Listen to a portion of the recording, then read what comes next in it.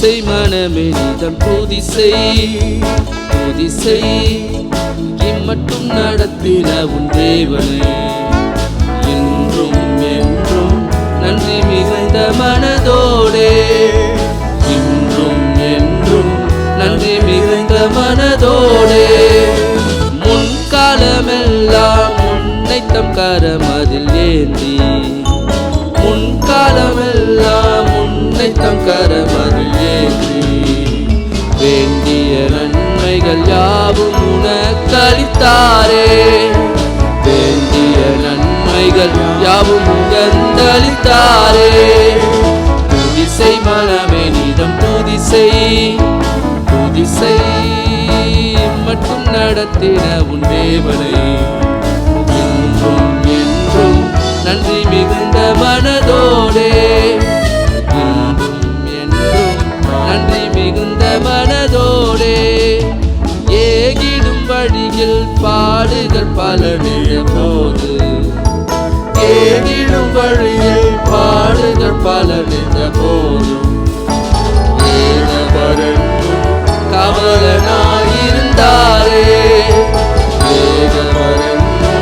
காவலனாயிருந்தாரே துதிசை மனமே நிதம் துதிசை துதிசை மட்டும் நடத்தின உன் தேவனை என்றும் என்றும் நன்றி மிகுந்த மனதோடே என்றும் என்றும் நன்றி மிகுந்த மனதோடே சோதனை பலவாய் மேகம் போல் உன்னை சூழ்ந்தாலும் சோதனை பலவாய் மேகம் போல் உன்னை சூழ்ந்தாலும் சேதமுறாமல் முற்றிலும் காத்தவல்லோரை சேதமுறாமல் முற்றிலும் காத்தவல்லோரை துதிசை மனமே நிதம் துதிசை துதிசை மட்டும் நடத்தின உன் தேவனை என்றும் என்றும் நன்றி மிகுந்த மனதோடே என்றும் என்றும் நன்றி மிகுந்த மனதோடே தாய் தந்தை தானும் ஏகமாய் உனை மறந்தாலும் தாய் தந்தை தானும் ஏகமாய் உனை மறந்தாலும் கையில் உன் சாயல் உள்ளதை நினைத்தே தூயரின் கையில் உன் சாயல் உள்ளதை நினைத்தே துதிசை மனமே நிதம் துதிசை துதிசை மட்டும் நடத்தின உன் தேவனை என்றும் என்றும் நன்றி மிகுந்த மனதோடே என்றும் என்றும் நன்றி மிகுந்த மனதோடே சந்ததம் உன்னை நடத்திடும் சத்திய தேவன் சந்ததம் உன்னை நடத்திடும் சத்திய தேவன் சொந்தம் பாராட்டி உன்னுடன் இருப்பதினாலே சொந்தம் பாராட்டி உன்னுடன் இருப்பதினாலே துதிசை மனமே நிதம் துதிசை துதிசை மட்டும் நடத்தின உன் தேவனை என்றும் என்றும் நன்றி மிகுந்த மனதோடே என்றும் என்றும் நன்றி மிகுந்த மனதோடே என்றும் என்றும் நன்றி மிகுந்த மனதோடே என்றும் நன்றி மிகுந்த மனதோடே. ஹல்லேலூயா. ஆண்டவரும் இரட்சகருமாகிய இயேசுவின் நாமத்தினாலே இந்த நிகழ்ச்சியை பார்த்து கொண்டிருக்கிற உங்கள் அனைவரையும் வாழ்த்தி வரவேற்கிறேன். கர்த்தர் தாமே உங்களை ஆசீர்வதிப்பாராக. இந்த நாளிலும் சங்கீதம் 118வது அதிகாரம் 16வது வசனத்தை இந்த ஜூன் 2026 மாதத்திற்கு கர்த்தர் வாக்குத்தத்த வசனமாக வெளிப்படுத்தினார். Psalm 118 verse 16. கர்த்தரின் வலது கரம் உயர்ந்திருக்கிறது. கர்த்தரின் வலது கரம் பராக்கிரமம் செய்யும். கர்த்தருடைய வலது கரம் பராக்கிரமம் செய்யும். இன்னைக்கு நம்மோடு கூட இருந்து பராக்கிரமங்களை செய்கிற தேவன் நம்மோடு கூட இருக்கிறார். ஹல்லேலூயா, ஹல்லேலூயா. எரேமியா தீர்க்கதரிசி ஒரு இடத்துல சொல்லுகிறார். எரேமியா 20வது அதிகாரம் 11வது வசனத்தில் கர்த்தரோ ஹல்லேலூயா பராக்கிரமசாலி, பயங்கரமான பராக்கிரமசாலியாக என்னோடு கூட இருக்கிறார் என்று. இன்றைக்கி ஆண்டருடைய வலது கரம் என்று ஒரு வார்த்தை அங்கே போடப்பட்டிருக்கிறது. அது எதை காட்டுகிறது என்றால் ஆண்டருடைய பலத்தை காட்டுகிறது. பல இடங்களில் பார்க்கும்போது கர்த்தருடைய கரம் என்று சொல்லப்பட்டிருக்கிறது. முக்கியமான இடங்களில் கர்த்தருடைய வலது கரம் என்று சொல்லப்பட்டிருக்கிறது நீங்கள் பார்க்கலாம். The right hand of the Lord shall do valiantly or mighty works. இன்றைக்கும் பார்க்கும் பொழுது வாழ்க்கையில் எந்த சூழ்நிலையை கடந்து போன இந்த சங்கீதத்தை எழுதின தாவீது ராஜா, அல்லேலூயா, அவர் சந்தித்த பல பிரச்சனைகளில் மனுஷர் மூலியமாய் வருகிற எதிர்ப்புகள், பிரச்சனைகள், அல்லேலூயா, பலவிதமான மனிதர்களை இந்த சங்கீதத்தில் எழுதியிருக்கிறது நீங்கள் பார்க்கலாம். ஒரு சிலர் அவர் பட்சத்தில் இருந்தவர்கள், ஒரு சிலர் அவருக்கு விரோதமாக இருந்தவர்கள். எடுத்தது நீங்கள் பார்க்கும் பொழுது அல்லேலூயா, எனக்கு அனுகூலம் பண்ணுகிறவர்கள் நடுவில். எனக்கு ரொம்ப பிடித்தமான ஒரு வசனம் இந்த சங்கீதம் 118 7வது வசனம். எனக்கு அனுகூலம் பண்ணுகிறவர் மத்தியில் கர்த்தர் என் பட்சத்தில் இருக்கிறார். அல்லேலூயா, மனிதர் அல்ல, தேவன்தான் நமக்கு அல்லேலூயா நம்முடைய பட்சத்திலிருந்து உதவி செய்கிறவராக இருக்கிறார். அல்லேலூயா, மனுஷனை நம்பி அநேக நேரம் ஒருவேளை சோர்ந்து போய் இருக்கலாம், ஏமாற்றத்தோடு இந்த இதற்குள்ளே வந்திருக்கலாம். ஆனால் கர்த்தரை நம்புகிறவன் எப்பொழுதும் செழிப்பான். கர்த்தரை நம்புகிறவன் உயர்ந்த அடைக்கலத்தில் வைக்கப்படுவான். அல்லேலூயா, மனுஷரை நம்புவதை பார்க்கிலும் கர்த்தர் பெயரில் பற்றுதலாக இருப்பது நலம் என்று சொல்லுகிறார். பிரபுக்கள், இன்றைக்கி அநேக ஜனங்கள் அதிகாரத்தில் இருக்கிறவர்களை நம்பி வாழ்கிறார்கள். அது கூட அநேக நேரம் ஏமாந்து போயிடுவோம். அல்லேலூயா, அதில் பாருங்கள் 10லிருந்து கிட்டத்தட்ட பார்க்கும் பொழுது 14வது வசனம் வரைக்கும் 13வது வசனம் வரைக்கும் நீங்கள் பார்க்கும் பொழுது அவருக்கு விரோதமாக இருந்த ஒரு கூட்ட ஜனங்களை சொல்லப்பட்டு எல்லா ஜாதிகளும் என்னை வளைந்து கொண்டார்கள் என்று சொல்லுகிறார். 11வது வசனத்தில் என்னை சுற்றிலும் வளைந்து கொள்ளுகிறார்கள் என்று சொல்லு. 12வது வசனத்தில் போகும்போது இன்னும் உச்சகட்டமாக போய் தேனீக்களை போல் ஒருவேளை திரளாய் ஜனங்க எதிர்த்து நிற்கிற ஒரு சூழ்நிலையாக இருக்கலாம். எங்கே பார்த்தாலும் எதிர்ப்பாக இருக்கிறதே, ஒரு வேதனையோடு கூட இந்த இடத்துக்குள்ளே வந்திருக்கலாம். ஆனால் ஆண்டவர் தெளிவாக சொல்லுகிறார், கர்த்தருடைய கரம் உயர்ந்திருக்கு. இது மத்தியில் தான் ஆண்டுடைய கரம் உயர்ந்திருக்கு. நமக்கு விரோதமாக இருக்கிற மத்தியில் அல்லேலூயா, அல்லேலூயா, நமக்கு விரோதமாக சூழ்ச்சி செய்கிறவர்கள் மத்தியில் ஒரு சிலர் முன்னால் நல்லா இருக்கிறது போல் இருக்கலாம், பின்னால் நமக்கு விரோதமாக செயல்பட்டு கொண்டிருக்கலாம். எந்த சூழ்நிலை இந்த இடத்துக்குள்ளே வந்திருந்தாலும் அல்லேலூயா. இந்த சங்கீதம் பார்த்திங்கன்னா ஆக்சுவலாக ஒரு இடத்துல வாசித்து சங்கீதம் 113லேருந்து 118வது சங்கீதம் வரைக்கும் உள்ள பகுதி பஸ்கா பண்டிகைக்கு போகிற யூதர்களால் பாடப்படுகிற சங்கீதங்கள். இந்த சங்கீதம் 118 ஆண்டவர் இயேசுவை குறித்து முன் அறிவித்த ஒரு முக்கியமான சங்கீதம். அல்லேலூயா, அதில் முக்கியமான வசனம் 22வது வசனம், வீடு கட்டுகிறவர்களால் ஆகாது என்று தள்ளின கல்லே மூளைக்கு கல்லைக்கல் ஆயிற்று. அடுத்த ஒரு வசனத்தை நீங்கள் பார்த்தீங்கன்னா 26வது வசனம், கர்த்தருடைய நாமத்தில் வருகிறவர் ஸ்தோத்திரிக்கப்பட்டவர்கள் யூதர்கள் பாடுவாங்க. இயேசு கிறிஸ்து அன்னைக்கு அந்த வெற்றி பவனியாக அந்த கழுதையின் மேலே ஏறி வரும் பொழுது மத்திய 21வது அதிகாரத்தில் அவர் எருசலேமுக்குள்ளே நுழையும் பொழுது 9வது வசனம் மத்திய 21:9 முன் நடப்பாரும் பின் நடப்பாருமாகி திரளான ஜனங்கள் தாவீதின் குமாரனுக்கு ஓசன்னா, கர்த்தருடைய நாமத்திலே வருகிறவர் ஸ்தோத்திரிக்கப்பட்டவர் உன்னதத்திலே ஓசன்னா என்று சொல்லி ஆர்ப்பரித்தார்கள். இன்னைக்கு பார்க்கும் பொழுது அல்லேலூயா, ஆண்டவர் இயேசுவை குறித்து முன்னறிவிக்கிற ஒரு சங்கீதம். அல்லேலூயா, ஆண்டவர் இயேசுவின் வாழ்க்கையில் ஆண்டுடைய கரத்தை குறித்து நிறைய காரியங்களை சொல்லியிருக்கிறாரு. அதில் எனக்கு ரொம்ப பிடித்தமான ஒரு வசன பகுதி யோவான் சுவிசேஷ புஸ்தகத்தில் நீங்கள் எடுத்து வாசிப்பீர்கள் என்றால் யோவான் 10வது அதிகாரம் 28, 29 வசனங்களை வாசிக்கும் பொழுது 27லேருந்து கூட வாசித்தேன். ஆடுகள் என் சத்தத்துக்கு செவி கொடுக்கிறது, நான் அவைகளை அறிந்திருக்கிறேன், அவைகள் எனக்கு பின் செல்லுகிறது, நான் அவைகளுக்கு நித்திய ஜீவனை கொடுக்கிறேன், அவைகள் ஒரு காலம் கெட்டுப்போவதில்லை, ஒருவனும் அவைகளை என் கையிலிருந்து பறித்து கொள்வதில்லை, அவைகளை எனக்கு தந்த பிதா என்னிலும் பெரியவர் எல்லாரிலும் பெரியவராக இருக்கிறார், அவைகளை பிதாவின் கையிலிருந்து பறித்து கொள்ள ஒருவனாலும் கூடாது. இன்னைக்கு கர்த்தருடைய கரம், ஆண்டவர் இயேசு தன்னுடைய கரத்திலிருந்து ஒருவனும் பறித்து கொள்ள முடியாதுன்னு சொல்றதோடு கூட பிதாவின் கரத்தில், அல்லேலூயா, இன்றைக்கு உங்களையும் என்னையும் ஆண்டவர் அந்த கரத்தினால் தான் தாங்கி கொண்டிருக்கிறார்.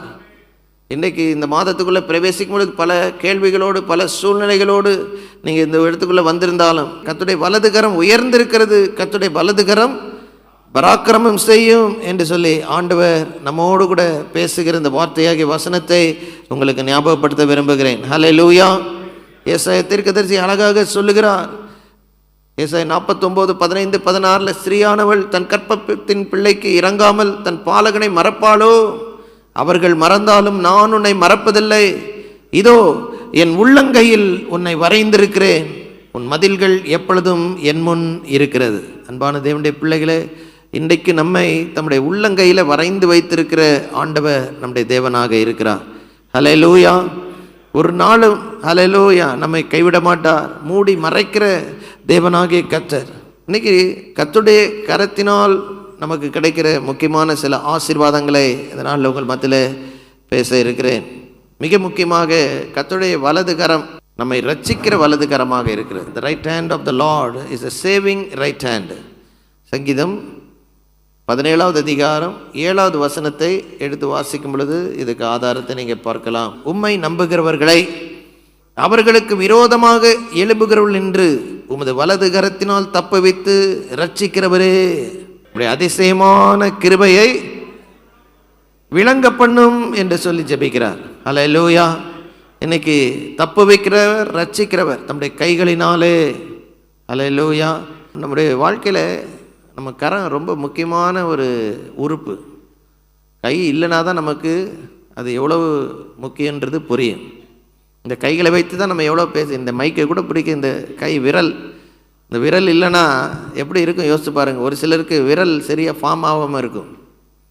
இப்படி சில நேரம் சில ஆக்சிடெண்ட் ஏதாவது கூட ஆகி சில நேரம் விரல் உண்டாக சேர்ந்து சில நேரம் இப்படிப்பட்ட ஒரு நிலைமையில் அவங்க கை எப்படி இருக்கும். ஹல்லேலூயா. ஆண்டவர் இயேசு இந்த உலகத்தில் இருந்த நாளில் மத்தேயு 12வது அதிகாரத்தில் ஒரு மனுஷன் ஒரு இடத்துல அங்கே இருக்கிறான். யாருன்னு பார்த்தீங்கன்னா ஜெபாலயத்துக்கு போகிறார். மத்தேயு 12 ஓய்வு நாளில் அப்பொழுது ஒரு மனுஷன் அங்கே இருக்கிறான். அவனுக்கு இருந்து சூம்பின கையுடைய மனுஷன். மனுஷனுடைய கை எப்படி ஆயிடுச்சு? சூம்பின கையுடைய. எனக்கு அது எப்படின்னு சில கை இப்படி இருக்கும். நமக்கு அதை பார்த்தா வேடிக்கையாக சில நேரம் இருக்கக்கூடாது. ஏன்னா எவ்வளோ ஒரு கஷ்டம் என்பதை ஒரு கை இல்லைன்னா எப்படி இருக்கும் யோசிச்சு பாருங்கள். ஒரு சில நேரங்களில் சில நேரம் கை அடிபட்டது இப்படி இருக்குது. அப்போ தான் அந்த கையுடைய அவசியம் நமக்கு தெரியுது. இந்த மனுஷன் தூம்பின கையோடு வந்திருந்தான். ஆனால் இயேசு அவனை அன்றைக்கு சுகமாக்கினார். இன்றைக்கும் பார்க்கும் பொழுது எத்தனையோ பேருக்கு கரம் நீட்டி தொட்டு ஆண்டவர் இயேசு சுகம் கொடுத்தார். குஷ்டரோகி ஒரு மனுஷன் மார்க் 1வது அதிகாரத்தில் இயேசுவிடத்தில் வருகிறான். யாருமே அவனை தொடர்றதுக்கு அருவருப்புப்படுவாங்க. நாற்றம் எடுத்திருக்கும், அங்கே சீல் வடிந்து கொண்டிருந்திருக்கும்.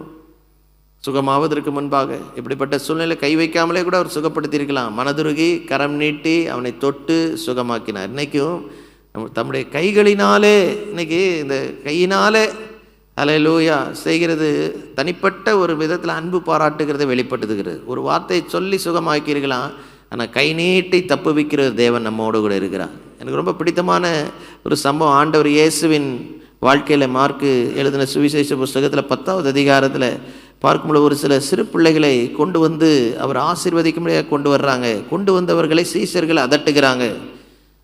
ஆனால் இயேசு சீஷர்களை ஹல்லேலூயா அதட்டி, சிறு பிள்ளைகள் இடத்தில் வருவதற்கு இடம் கொடுங்கள், அப்படி அவர்களை தடை பண்ணாதிருங்கள், தேவனுடைய ராஜ்யம் அப்படிப்பட்டவர்களாக உடையதாக இருக்கிறது என்றெல்லாம் சொல்லிவிட்டு 16வது வசனத்தில் அவர்களை அணைத்து கொண்டு அவர்கள் மேல் கைகளை வைத்து அவர்களை அந்த கரம் இருக்கு பாருங்க.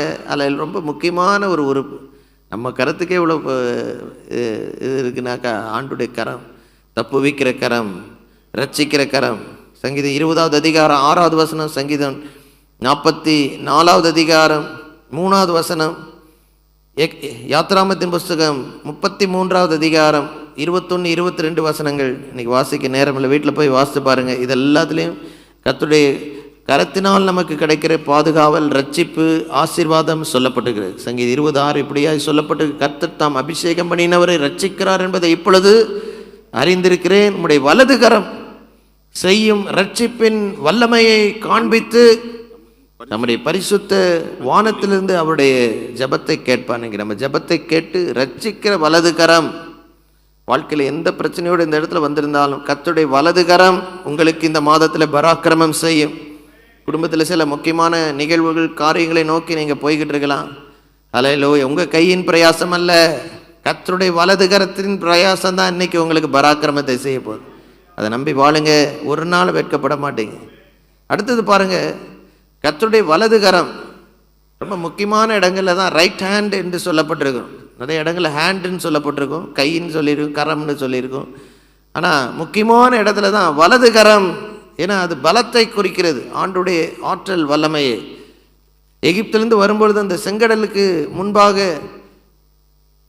இஸ்ரவேல் ஜனங்கள் நிற்கும் பொழுது பார்வோனை உடைய சேனை அமிழ்த்து தேவன் ஒரு மகா பெரிய விடுதலை தந்த பொழுது அல்லேலூயா அங்கே பாடப்பட்ட பாடல், மோசேயும் இஸ்ரவேல் ஜனங்களுக்கு கர்த்தரை புகழ்ந்து பாடின பாட்டில் சொல்றாங்க, யாத்ராமத்து புத்தகம் 15:6, கர்த்தாவே உம்முடைய வலதுகரம் பலத்தினால் மகத்துவம் சிறந்திருக்கிறது. கர்த்தாவே உம்முடைய வலதுகரம் பகையினை நொறுக்கி விட்டது. யாத்ராம் 12:15 நீங்க பார்க்கும் பொழுது உம்முடைய வலதுகரத்தை நீட்டினீர், பூமி அவைகளை விழுங்கி போட்டது. பாருங்க, ஆண்டுடைய வலதுகரத்தை எவ்வளோ ஒரு ஆற்றல். அன்றைக்கு அல்லேலூயா அந்த பார்வோனையும் அவனுடைய சேனையும் கர்த்தர் தம்முடைய கரத்தினால் மடங்கடித்தார். அல்லேலூயா அல்லேலூயா.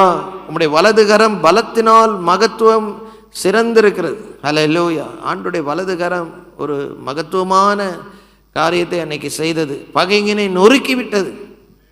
எதை பற்றி நம்ம செயல்படக்கூடாது, ஆண்டவர் தான் பகைங்கினை நொறுக்கி போடணும். அசுத்த ஆவிகளின் கிரியைகளையும் பிசாசின் தந்திர ஆலோசனைகள் விரோதமாக எழுப்புகிற சில நேரம் சத்துருக்கள் பிசாசுக்கு இடம் கொடுத்து நமக்கு விரோதமாய் பல சூழ்ச்சிகளை செய்வோம். நம்மளாக எழுப்பி எதுவும் செய்ய வேண்டாம், ஜெபித்து கொண்டே இருப்போம். கர்த்தர் ஹல்லேலூயா நொறுக்கி போடுவார், பூமியே விழுங்கி போட முடிய அளவுக்கு செய்வார். ஹல்லேலூயா.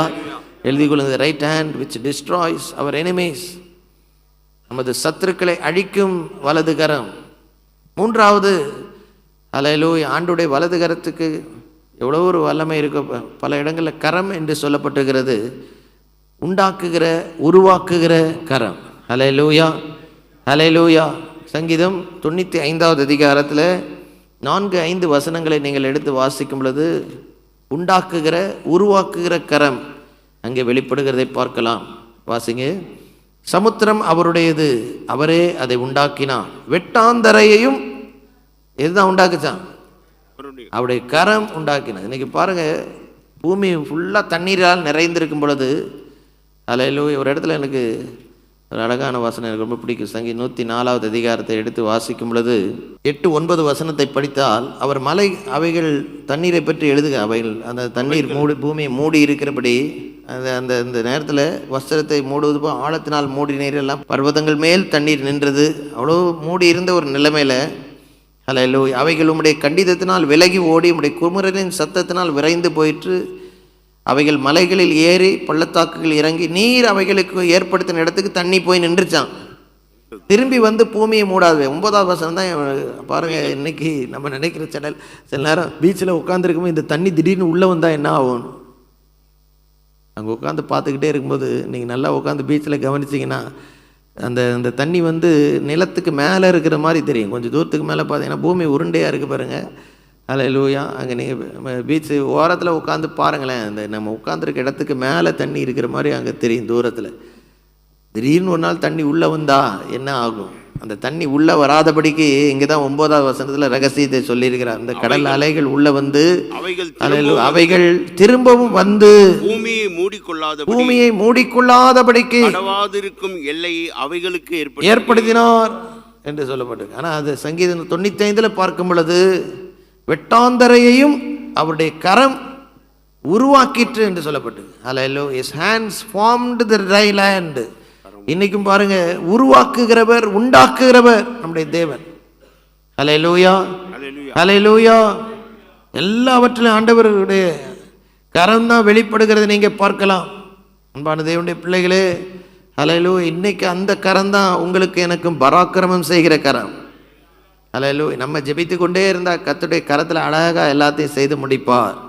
ஹல்லேலூயா ஹல்லேலூயா. நம்ம செய்ய வேண்டிய கடமையை செய்வோம், கர்த்தரை நோக்கி பார்ப்போம், ஒரு நாளும் கைவிடப்பட மாட்டோம். ஏன்னா நமக்காக செயல்படுறது மனுஷருடைய கரம் அல்ல, தேவனுடைய கரம், பராக்கிரமம் செய்கிற கரம் நம்மோடு கூட இருக்கிறது. அடுத்தது பார்க்கும் பொழுது எனக்கு ரொம்ப பிடித்தமான ஒரு வசனம், நம்மை உயர்த்துகிற அவருடைய கரம். ஹல்லேலூயா. 1 பேதுரு 5வது அதிகாரம் 6வது வசனத்தில், ஏற்ற காலத்தில் அவர் உங்களை உயர்த்தும்படி அவருடைய பலத்த கைக்குள் அடங்கிரு. இன்னைக்கு பாருங்க, அந்த கரத்துக்குள்ளே அடங்கி இருக்கணும். அதுதான் ரொம்ப முக்கியமான ஒரு காரியம். ஹல்லேலூயா. ஒரு கங்காரு தாயின் அந்த வயிற்றுக்கு முன்னால் இருக்க அந்த பைக்குள்ளே அடங்கி இருக்கிறது போல, ஹல்லேலூயா, ஆண்டுடைய மறைவில் எப்பொழுதும் இருக்கணும். ஆண்டுடைய மனுஷனாகிய மோசே ஒரு நாள் ஆண்டுடைய மகிமையை பார்க்கணும் அப்படின்னு சொல்லப்படுது. ஆண்டவர் சொல்கிறாரு, அதில் இந்த மலையின் வெடிப்பில் போய் நீ நெல்லு, அங்கே ஒரு இடம் இருக்குது, நின்றுகோள் அப்படின்னு சொல்லிவிட்டு என்னுடைய கரத்தினால் உன்னை மறைப்பேன் என்று சொல்லி யாத்ரா 33வது அதிகாரத்தில் சொல்கிறார் பாருங்க. அல்லேலூயா. இதோ என் அண்டையில் ஒரு இடம் உண்டு. யாத்ரா 34:21 நீ அங்கே கன்மலையின் நெல்லு, என் மகிமை கடந்து போகும்போது நான் உன்னை அந்த கன்மலையின் வெடிப்பிலே வைத்து நான் கடந்து போகும் மட்டும் என் கரத்தினால் உன்னை மூடுவேன். பாருங்கள், மோசைக்கெல்லாம் தெரியும் அந்த கரத்தின் மறைவுக்குள்ளே இருக்கிறதின் முக்கியத்துவம். அவ்வப்போது நம்ம வெளியே ஓடி ஆண்டுடைய மறைவிலிருந்து வெளியே வந்துடுறோம். அருமை நண்பர் பாஸ்டர் எல் ஜெபராஜ் ஒரு முறை சொன்னது என்றைக்குமே மறக்க மாட்டேன். 2 கூட்ட ஜனங்கள் உலகத்தில் இருக்கிறாங்க, ஆண்டுடைய பிள்ளைகள். ஒரு சிலர் 3/4 நேரம் உலகத்தில் எல்லாம் சுற்றிட்டு ஒரு 1/4 நேரம் 70% உலகத்தில் செயல்பட்டு ஒரு 25% ஆண்டவர் பிரசனத்தில் காத்திருக்கிற ஜனங்கள். நல்லது தான், தப்பு கிடையாது. ஆனால் அடுத்து ஒரு கூட்டம் இருக்குது, 75% 3/4 நேரம் தேவ பிரசனத்துக்குள்ளே இருந்து 25% தான் வெளியே வருவான். அவன் வெளியே வருகிற நேரம், இப்படிப்பட்ட ஜனங்கள் வெளியே வரும்போது நடக்கிறதே வேறு. ஏன்னா அவங்க தேவ பிரசனத்தில் அவங்க மறைவுக்குள்ளே இருந்து அவருடைய மறைவில் இருந்து கர்த்தர் வெளிப்படுத்துகிற நேரம் தான் அவங்க வெளியே வருவான். அது வரைக்கும் எதுவுமே தெரியாது, இப்படி ஒருத்தன் இருக்கிறானே தெரியாது. அல்லேலூயா. எகிப்தில் ஒரு பேராபத்து வரும்பொழுது ரட்சிக்கக்கூடிய ஒருத்தனை ஆண்டவர் அங்கே மறைத்து வைத்திருந்தார். பார்வோனுடைய அரண்மனைக்கு தான் அந்த சிறைச்சாலை இருந்திருக்கும். அங்கே ஒரு சிறை கைதியாக ஒரு மனுஷனை பல வருஷமாக மறைத்து வைத்திருந்தார். அல்லேலூயா. போத்திபார் வீட்டில் மறைத்து வைத்திருந்தார், சிறைச்சாலையில் மறைத்து வைத்திருந்தார். திடீர்னு ஒரு வேலை வந்தது, உயர்த்தினார். இதான் நம்முடைய தேவன். அவராக உயர்த்துற வரைக்கும் அமைதியாக இருங்க, பொறுமையாக இருங்க. கர்த்தர் உங்களை நாட்டி இருக்கிற இடத்துல அதில் இங்கேயும் அங்கேயும் தாவுறது, திடீர்னு டப்பு டிப்புன்னு வேலையை விடுறது, இதெல்லாம் தேவ பிள்ளைகளுக்கு அழகே கிடையாது. எங்கே இருந்தாலும் கர்த்தர் நம்மை நாட்டின இடத்துல நம்ம உண்மையாக இருக்கிறது தான் நமக்கு ஆசீர்வாதம். அல்லேலூயா. பல முறை சொல்லியிருக்கிறேன், ஆனாலும் சொல்லாமல் இருக்க முடியாது புதுசாக வந்தவங்களுக்கு ஆதாரம். 95வது வருஷத்தில் ஒரு வேலைக்கு போய் ஒரு 6 மாதத்துக்குள்ளே அங்கே இருந்த பிரச்சனைகள், அரசியல், மற்ற காரியங்கள், சில போராட்டம் ரொம்ப அதிகமாக இருக்கிறது போல் காணப்பட்டது. அப்போ திடீர்னு எனக்கு ஒரு எண்ணம், பெங்களூரில் வேலை செஞ்சுட்டு இருக்கோம், சரி வேலை எழுதி கொடுத்துட்டு வந்துடுவோம், சென்னையில் வேறு ஏதாவது வேலை தேடிக்கலாம். அந்த வேலை கிடைக்கிறது நான் பட்ட பாடு ஆண்டவர் தான் கொண்டு போய் வச்சார். அதை மறந்துட்டு வேலையை விட்டு வந்து அப்பாட்ட சொன்னேன்ப்பா நான் வேலை எழுதிட்டு வந்துடுறேன், சென்னையில் வேறு வேலை பார்த்துக்கலான்னு. அப்போ ஒரே ஒரு வார்த்தை அமைதியாக சொன்னாங்க, ஆண்டவர் தான் உன்னை கொண்டு போய் அங்கே நாட்டினார். அவராக உன்னை வேறு இடத்துக்கு மூவ் பண்ணுற வரைக்கும் இதில் பெரிய இருக்கிறதே உயர் அதிகாரி ஏதோ என் மேலே ஒரு ராங் இம்ப்ரெஷனுக்குள்ளே வந்துட்டார். ஏன்னா ஒரு எக்ஸாம் எழுதுறதுக்காக ஒரு வாரம் லீவ் போட்டு வந்தேன். அவர் கொடுக்க மாட்டேன்னாரு. அவர் கீழே இருக்கிற இன்டர்மீடியட்டாக இருக்கிற அதிகாரி நீ போயிட்டு வா அப்படின்னு அனுப்பிட்டார்.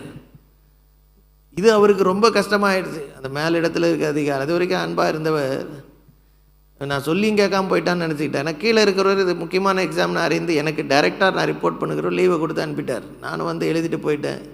போய் கொஞ்ச நாளில் பார்த்தீங்கன்னா டிபார்ட்மெண்ட் விட்டே மாற்றி எனக்கு விருப்பமில்லாத ஒரு இடத்துல கொண்டு போய் போட்டார். ரொம்ப கஷ்டமாக இருந்தேன் ஆரம்ப நாட்களில். எனக்கு அது தெரியல. ஆனால் அந்த டிபார்ட்மெண்ட்டில் போனதுனால தான் அந்த அந்த அந்த ஃபீல்டில் நாங்கள் ஒர்க் பண்ண எல்லா காரியங்களையும் ஒரு 6 மாதத்துக்குள்ளே கற்றுக்கொள்ள உதவி செய்தார். அப்பாட்ட நான் வேலையை விட்டு வந்துடுறேன்னு சொல்லி அந்த ஆரம்ப நாட்களில், அந்த மாற்றப்பட்ட ஆரம்ப நாட்களில் சொன்னேன்.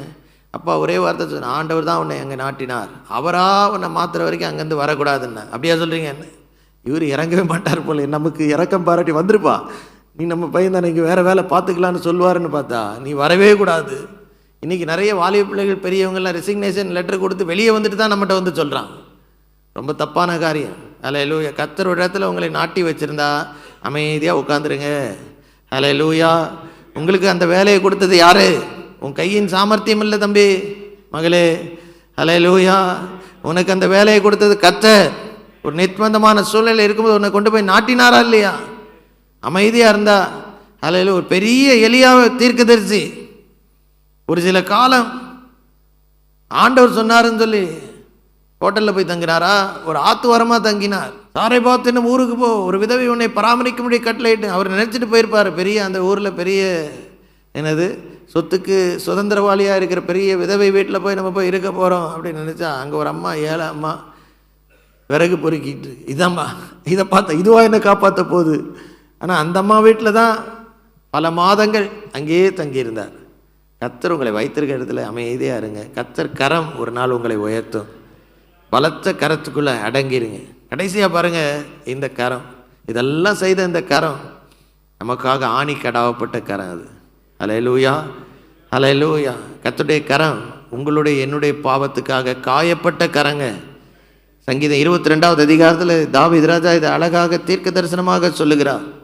சங்கீதம் 22வது அதிகாரம் 16வது வசனத்தை நீங்கள் பார்க்கும் பொழுது, நாய்கள் என்னை சூழ்ந்து இருக்கிறது, பொல்லாதவர்களின் கூட்டம் என்னை வளைந்து கொண்டது, என் கைகளையும் என் கால்களையும் உருவ குத்தினார்கள். They pierced my hands and feet.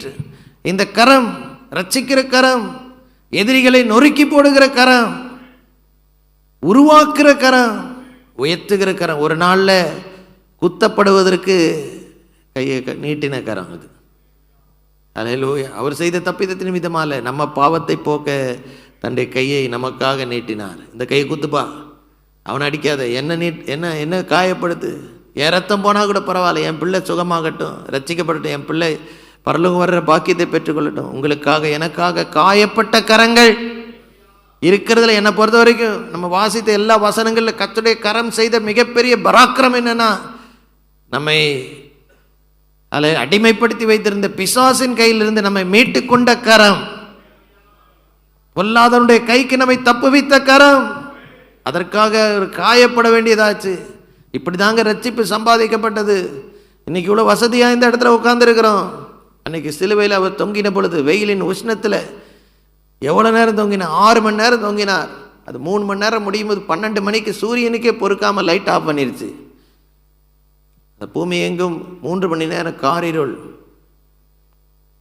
கைகளிலிருந்து ரத்தம் வடிய வடிய சிருஷ்டிப்புகளுக்கே பார்க்க முடியல. எப்படி தான் கீழே உட்காந்து பார்த்துக்கிட்டு இருந்தானோ தெரில. ஃபுல்லாக ரத்தம் வடிஞ்சு கடைசியில் ஜீவனை விடுகிற வரைக்கும் அவ்வளோ பாடுகள். அப்படி தான் அந்த கரம் நமக்கு ரட்சிப்பை சம்பாதித்தது. அந்த கரம் தான் உங்களுக்கு எனக்கு பராக்கிரமம் செய்கிற கரம். கண்களை மூடி நம்ம ஜெபம் பண்ணுவோமா? ஹல்லேலூயா, ஹல்லேலூயா, ஹல்லேலூயா. இன்றைக்கு வாழ்க்கையில் எந்த பிரச்சனையோடு இந்த இடத்துக்குள்ளே வந்திருந்தால், ஆண்டவரே ஹல்லேலூயா, நம்முடைய கரம் எங்களுக்கு ஆதரவாக இருக்கிறபடி நான் நமக்கு நன்றி செலுத்துகிறேன். முடிஞ்ச இளமை நின்று ஆண்டவருடைய சமூகத்தில் நம்ம அர்ப்பணிப்போமா? ஆண்டவரே, இந்த நாள் நம்முடைய கரத்தை நம்பி தான் நாங்கள் நிற்கிறோம். அப்பா, நம்முடைய கரம் எங்களுக்காக பராக்கிரமம் செய்கிற கரமாக இருக்கிறபடி நான் நமக்கு நன்றி. இந்த மாதத்தில் என்னென்ன தேவைகளோடு ஜனங்க வந்திருந்தாலும் ரட்சிக்கிற கரம், எதிராளிகளை நொறுக்கி போடுகிற கரம், உருவாக்குகிற கரம், உயர்த்துகிற கரம், எங்களுக்காக ஆணி கடாவப்பட்ட அந்த கரங்களினாலே நம்முடைய பிள்ளைகளுக்கு அற்புதத்தை செய்வீராக. எத்தனை இயற்கைக்கு அப்பாற்பட்ட அதிசயங்களுடைய கரத்தினால் செய்து ஆண்டவரே, பூமியில துப்பி உமிழ்நீரினாலே சேறு உண்டாக்கி அந்த மனுஷனுடைய கண்களிலே பூசினீர் அந்த கரங்கள். ஆண்டவரே, புதிய கண்களை உருவாக்கினது போத புதிய வழிகள் வாழ்க்கையில் உண்டாகட்டும். ஆண்டவரே, புதிய சிருஷ்டிப்புகள் வாழ்க்கையில் உண்டாகட்டும். என்னென்ன காரியங்கள் ஒரு விடுதலை எதிர்பார்த்து வந்திருக்கிறாங்களோ, ஒரு மிராக்குலஸ் டெலிவரன்ஸ் எல்லா விதத்தில் இந்த மாதத்தில் உண்டாகட்டும். நாங்கள் மாத்திரம் எப்பொழுதும் அந்த பலத்த கரத்துக்குள் அடங்கி அமைதியாக பொறுமையாக இருக்கு எங்களுக்கு நீர் பலன் தாரும், கிருபை தாரும், ஒத்தாசை செய்யும். இயேசுவின் நாமத்தில் ஜெபிக்கிறோம் நல்ல பிதாவே, ஆமென்.